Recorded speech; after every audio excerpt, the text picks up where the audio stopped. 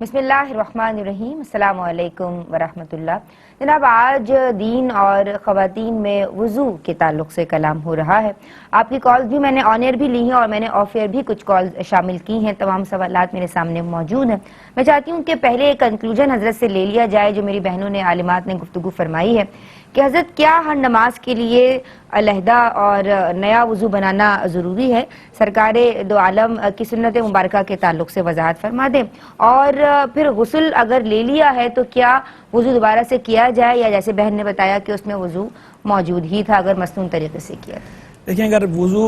ایک وضو سے کئی نمازیں ادا کی جا سکتی ہیں، اس میں کسی قسم کی کوئی قباحت نہیں، کوئی حرج نہیں ہے کسی قسم کا۔ تو کوئی اگر اسی وضو سے ہی اگلی نماز ادا کرنا چاہے تو کوئی مسئلہ نہیں، ادا کر لے، لیکن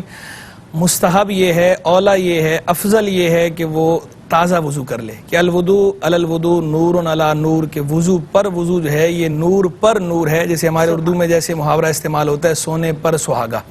تو سونے پر سہاگا ہے، اس لیے جو ہے وہ اگر دوبارہ وضو کر لیں تو اچھی بات ہے، لیکن اگر کوئی نہیں کرتا اور اسی پچھلے وضو سے ہی اگلی نماز ادا کرنا چاہتا ہے تو بھی کوئی حرج نہیں ہے۔ کوئی اس سے یہ مطالبہ نہیں ہے اس طرح کا جزمی مطالبہ کہ واجب ہو اس کے لیے یا اس کے لیے سنت موقدہ ہو کہ وہ کرے ہی کرے، نہیں کرتا تو بھی ٹھیک ہے، شریعت نے اس کو اجازت دی ہے۔ باقی جہاں تک بات ہے ایک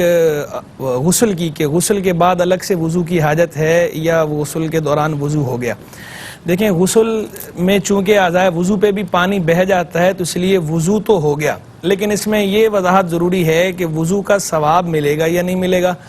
تو دیکھیں وضو کا ثواب ملے گا نیت پر، انما الاعمال بالنیات، ای انما ثواب الاعمال بالنیات، اعمال کے ثواب کا مدار نیتوں پر ہے۔ تو اگر غسل کے دوران کسی نے وضو کی نیت بھی کر لی، اللہ کی رضا کی نیت کر لی، عبادت کے لیے وضو کی نیت کر لی، تو اس صورت میں وضو بھی ہو گیا اور وضو کا ثواب بھی ملے گا۔ لیکن اگر کسی نے وضو کی نیت نہیں کی، اللہ کی رضا کی نیت نہیں کی، عبادت کے لیے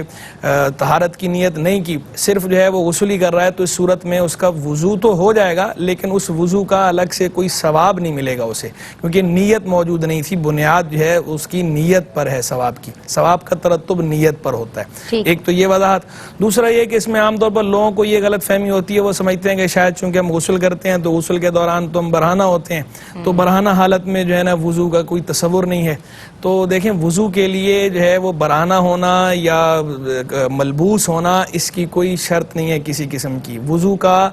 اعضائے وضو پر پانی بہنے سے تعلق ہے، اس کا برہنہ ہونے کے ساتھ یا ملبوس کے ہونے کے ساتھ تعلق نہیں ہے۔ لباس بندے نے پہنا ہوا ہو یا نہ پہنا ہوا ہو، اگر اعضائے وضو پر پانی بہہ گیا تو اس کا وضو بہرحال ادا ہو گیا، اور اگر نیت بھی اس نے کر لی وضو کی تو وضو بھی ادا ہو گیا اور ثواب بھی مل گیا، اس میں کوئی پریشان ہونے کی بات نہیں۔ ٹھیک ہے حضرت۔